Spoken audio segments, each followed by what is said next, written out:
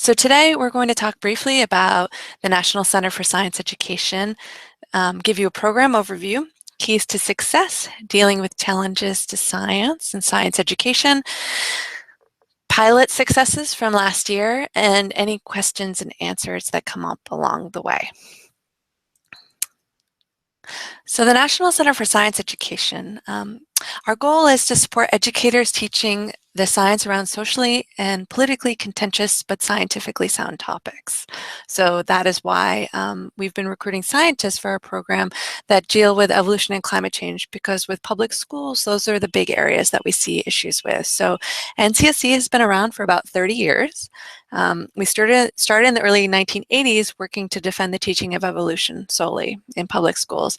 We've expanded to include climate change education. We've been asked, why don't we cover other topics? And certainly there are many other topics that are socially and politically contentious but scientifically sound. We just haven't seen the same kind of intersections with them in public schools. And so that's why we focus on those two areas for now. So why did we start this program, Scientists in the Classroom? Well, last year we sent out a survey to our teachers and we said, gosh, what do you want from NCSC? And what can we do to help you teach these topics more effectively and give you better support? And what we heard over and over again is we want scientists, live scientists in our classroom. So that's when we launched the program, and we've been working on it ever since. So who are we? Well, on this webinar right now is myself, Minda Berbecco. I'm a Programs and Policy Director here at NCSC, and joining me is Claire Adrian Tucci, who some of you should have heard from already, and she's putting together many of the matches and will be running the program this fall. So thanks for joining us, Claire. But I'll be the one primarily talking through this webinar with you. So let me give you a brief overview of the program. What we'll talk about and what the program involves is the initial match meeting. So if you're listening to this webinar, that means that you've been matched with either your teacher matched with a scientist or a scientist who's been matched with a teacher. So congratulations and welcome to the program. So once you've been matched and you have each other's contact information, please get in touch with each other, and we'll get into what that looks like in a minute. But that's the first step, is really getting to know your match. And then there's an introductory in-class visit. And then after that, an interactive in-class visit, so some sort of activity, and we'll dive into that a little bit too. And then there are optional additions that we'll talk about. And then we're going to talk about surveys, because we're going to be poking you quite a bit this semester with surveys and questions and that sort of thing. All very short, but it helps us run the program better. So what does that initial match meeting look like? Well, within 2 weeks of being matched, so most of you have been matched already if you're watching this webinar. So take the time to meet with your match either in person or on the phone. And I understand that in person can be very difficult, particularly at this time of the school year. So on the phone is fine. And a 20 to 30-minute call can actually get you really far. So on that call, plan to talk about yourself. So how did you end up a scientist or a teacher? What did you study or teach? Or what do you study and what do you teach? How is your work related to evolution or climate change? And for the teacher, really talk about the class. What are the students like? What are the students' interests? What information will the students have when the scientist visits? All that sort of thing is going to be really important for the scientist to know what they're walking into. Also, make sure that you talk about timing. What dates work best for both of you for a classroom visit, and how many classes will the scientist be working with, and how long are those classes, and all those different little pieces. Is the scientist going to come in for a full day and work with multiple classes, or is this just one class? Those kinds of questions. And for the scientists, keep in mind what you actually feel like you can do. So if a teacher asks you, I want you to visit all 4 classes in one day, that can be a lot. And so just think about, can I commit the time to that? Do I have the energy? Do I really want to visit that many classrooms, or is it better for me if I just visit one class? And that's an area of negotiation for you guys to work out. And here at NCSC, we're happy with whatever it is that you are most comfortable with. Then make sure you talk about what do you both hope to gain from participating in the program. Some of you answered that in your applications already, but it's worth verbalizing to each other. And then very importantly, sometimes overlooked, but very important, is the school guest requirements. So what is that? Well, it depends on the school. So the teachers should know, and if they don't, teachers, please go to your administration and find out right away what kind of background checks or other safety procedures guests are required to complete to work with your class and work with your school. In our application, we asked sort of generally about that, and what I found is that sometimes there's no requirements whatsoever, and sometimes they're very extensive, including fingerprinting and query checks and those sorts of things. If you are in a district that has those requirements, please get that started as soon as possible, because we don't want the scientists get delayed coming to your classroom. And because each school has very, very different safety requirements and different districts have different requirements, we vet the scientists for their expertise, but we'll happily work with you to figure out what needs to happen so that they can come into the classroom. But we have an expectation that the teacher will know their school the best and be able to walk the scientists through that process. And let us know if we can help. So if you need help figuring out where to get a query done and those kinds of things, we're happy to work with you to get all the hurdles and obstacles out of the way. So one question that we get a lot is, well, we're getting this fall, is I received my matches application and not all of the answers are filled out. What's up with that? And so this is a bit of a heads up to you. Don't worry. We've expanded our application from when we first started recruiting teachers and scientists. So newer applicants are going to have a more thorough application.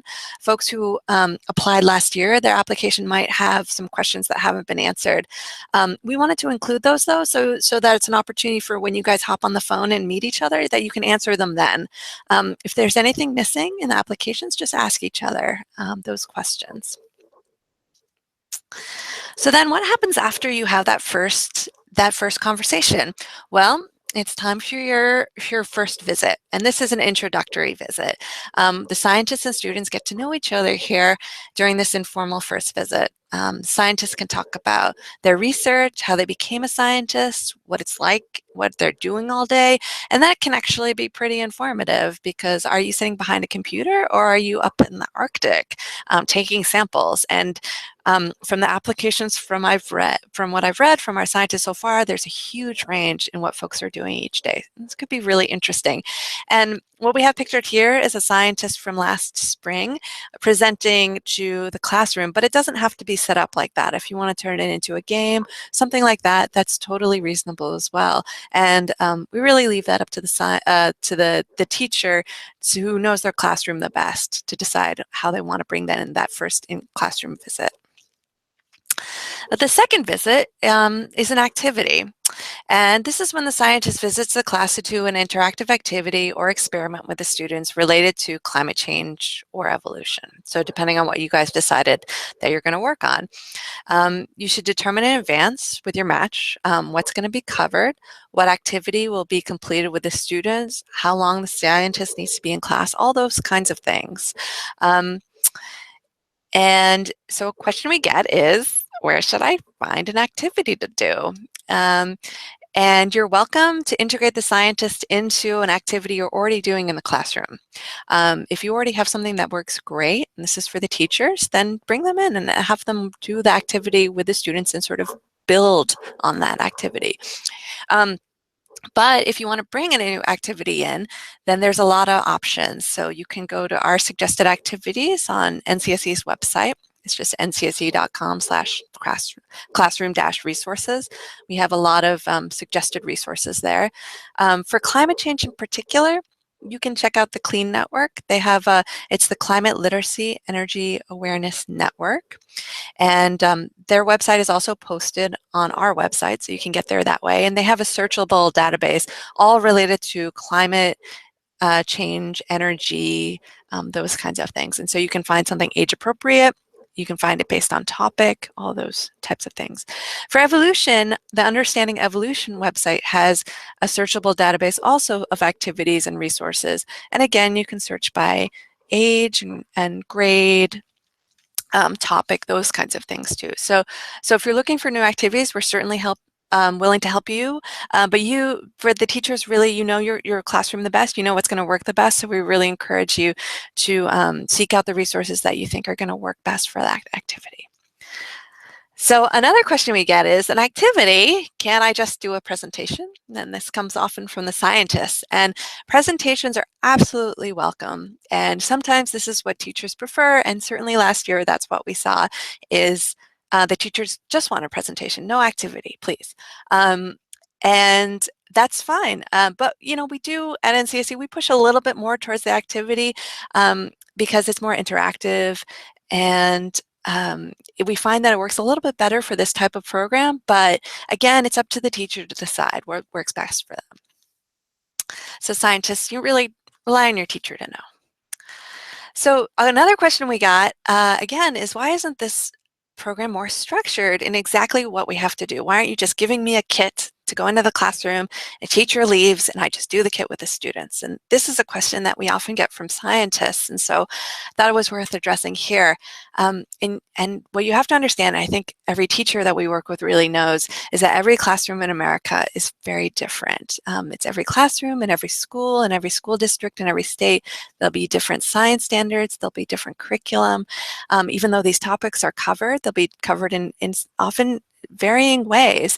And the teacher often knows, you know, what's going to work best for their classroom. So when we initially piloted this program, it was very concrete, and what we found is that didn't work for a lot of teachers and a lot of schools. So we've moved to build in more flexibility to meet the needs of the most teachers that we can hit as possible.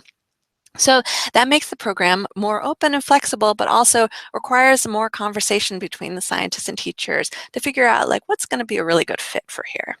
But we found when we go in that direction, it works really nicely and it works really well. So there's a lot of additional options for add-ons, and so we don't require this. So our minimum requirement is just 2 in-person visits during the semester. But in the past, what we found is that a lot of the matches want to do more, and that's fantastic, and we are very excited when we see that. So some of the things that have worked well, sometimes a scientist will be Skyped in addition to those in-person visits, like if they're traveling or if they're in a really unique, different area and they want to sort of show the classroom, hey, this is my field site. You could definitely do a Google Hangout or a Skype from that location. Sometimes they do social media, so having the entire class's Twitter feed or something like that connecting with the scientist. Sometimes there are additional in-class visits. That's totally welcome too if you want to do more. That's awesome. We've had scientists and teachers go on field trips with the whole class. So last year there was a whale watch that they went on, and this was a group that was working on climate change, and so they talked about impacts of climate change on whales on this whale watch, and that was really neat to see. And that was not something we set up; it was something they decided to build off of with their match.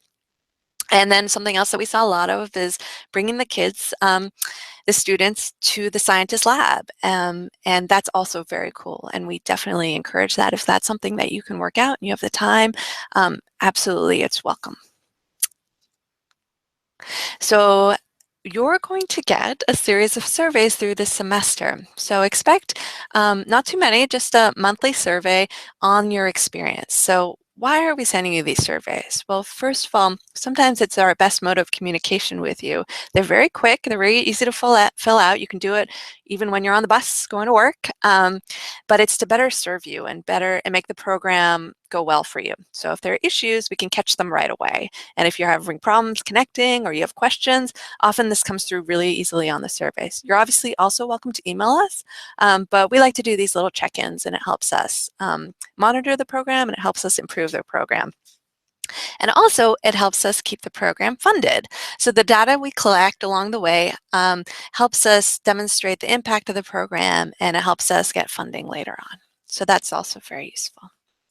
So I'm going to pause for 1 minute and see if there are any questions. So like I said, if you're on the Google Hangout, you can absolutely just click on the little group chat button and send us a question.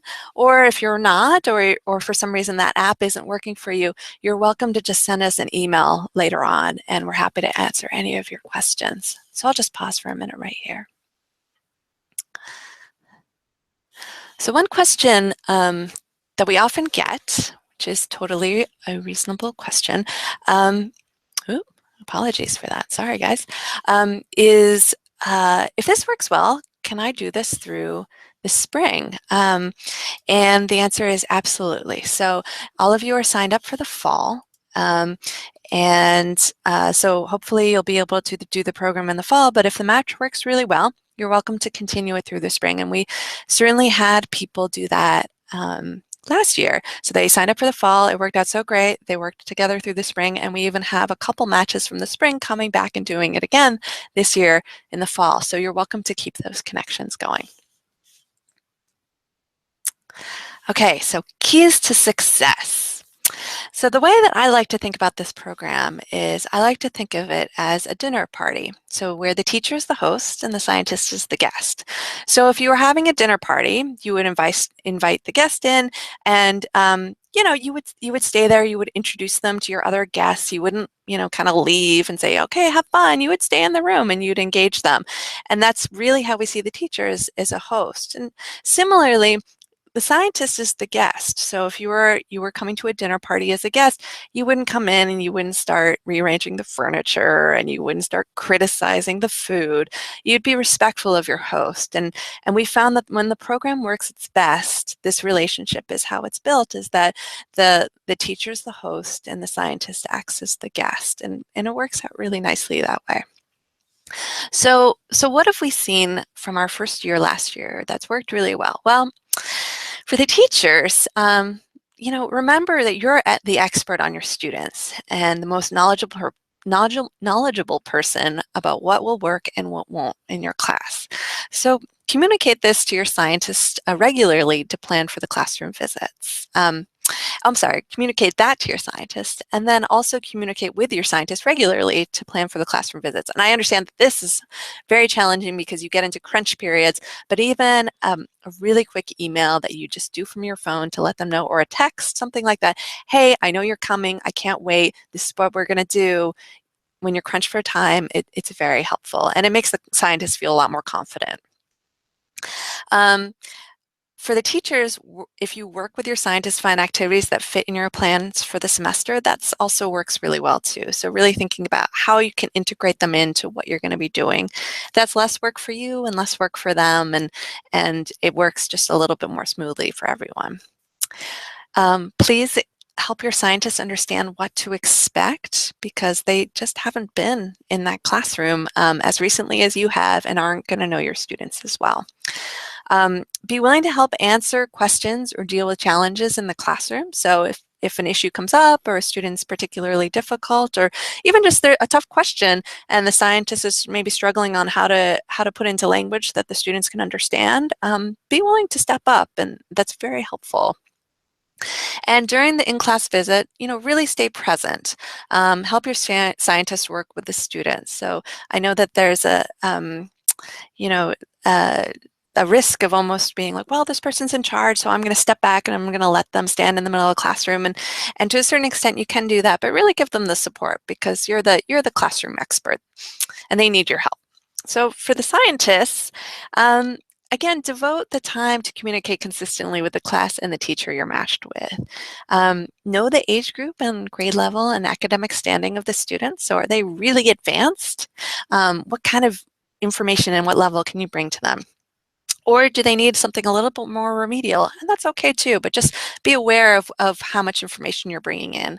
Try to cover only one topic in a class period. And when one topic, I don't mean evolution, I mean getting down to a very smaller grade than that in terms of what you're focusing on. Don't use jargon. Be interactive and keep your energy up as much as possible. Ask questions, respond, those kinds of things. And remember, the teacher is there to support you. So for the scientists also, I mentioned asking questions.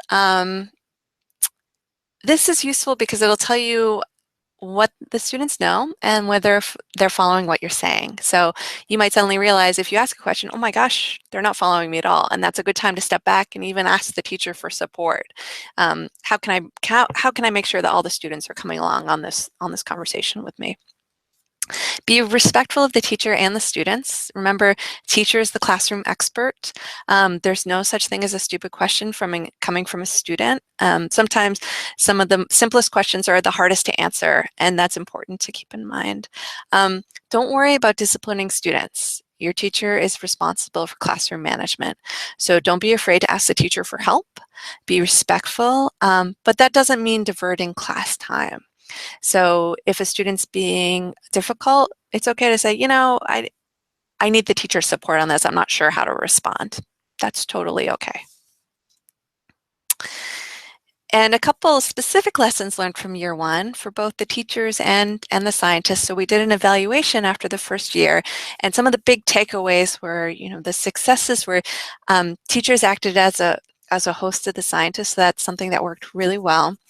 And scientists were accommodating to the teacher's needs and requests. So if they said, hey, can you do this, or can you make sure you cover this, or it would be great if you would bring this thing in, the more the scientists really worked with that teacher to accommodate those kinds of requests, the better it worked.